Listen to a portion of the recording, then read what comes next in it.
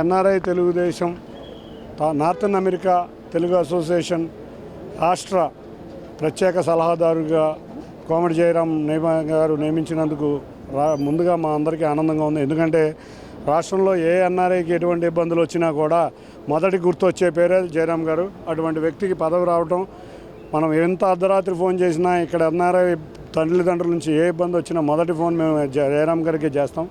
తానాకి ఒక వన్ను వచ్చిందంటే జయరాం గారి వల్లే. కాబట్టి ఇటువంటి ఎన్నో సేవా కార్యక్రమాలు చేసే వ్యక్తికి ఇటువంటి పదవులు రావడం. మనిషి ఆయన ఎవరితో మాట్లాడినా వాళ్ళని మనసు హత్తుకునే విధంగా మాట్లాడతాడు. ఆయన ఏ దేశంలో ఉన్నా మాతృదేశం కోసం నిరంతరం పనిచేస్తుంటాడు. ఎన్నికల ముందు కూడా ఎన్ఆర్ఐలందరినీ సమాయత్తం చేసి ఆయన తెలుగుదేశం పార్టీ విజయానికి మంచి కృషి చేశారు. దాన్ని గమనించి గుర్తించినటువంటి చంద్రబాబు నాయుడు గారు వారికి ఉత్తర అమెరికా ప్రత్యేక ప్రతినిధిగా నియమించడం జరిగింది. జయరాం గారు ఒక మంచి వ్యక్తి. అంటే మంచి వ్యక్తులే తెలుగుదేశం పార్టీలో ఆయన ఎవరు అమెరికా వెళ్ళినా ఎన్ఆర్ఐలు ఎవరు వచ్చినా వాళ్ళు పార్టీ కోసం పనిచేయాలని చెప్పేసి ఒక సైనికుడు వలె ఆయన పనిచేసినటువంటి జయరాం గారికి ఈ రోజున ఈ గుర్తింపు ఇవ్వటం నిజంగా మా అందరికీ చాలా ఆనందంగా ఉంది.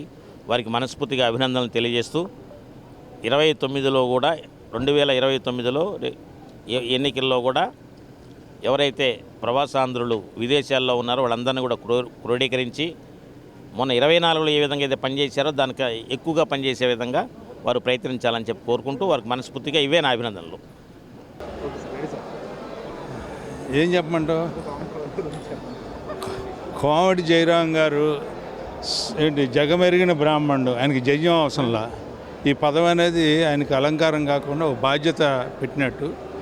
మొత్తం భారతదేశానికి ఉండాల్సినటువంటి వ్యక్తి ఆంధ్ర రాష్ట్రానికి ఉండడం అనేది మన అదృష్టం. కోమటి జయరాం గారు అజాత శత్రువు, అందరినీ కలుపుకుని పోయే మనస్తత్వం. ఇటువంటి వాళ్ళు మన ఎన్ఆర్ఐ డయాస్పోరాని యునైట్ చేయడానికి, వాళ్ళందరినీ ఒక్క తాటి మీద నడిపించి రాష్ట్ర అభివృద్ధి కోసం ఎన్ఆర్ఐలు అందరిలో మనసుల్లో ఉన్నటువంటి భావోద్వేగాల్ని ఒక తాటి మీదకి తీసుకురావడానికి ఈయన సరైనటువంటి వ్యక్తి. ఆయన తనకిచ్చిన బాధ్యతల్ని చాలా గొప్పగా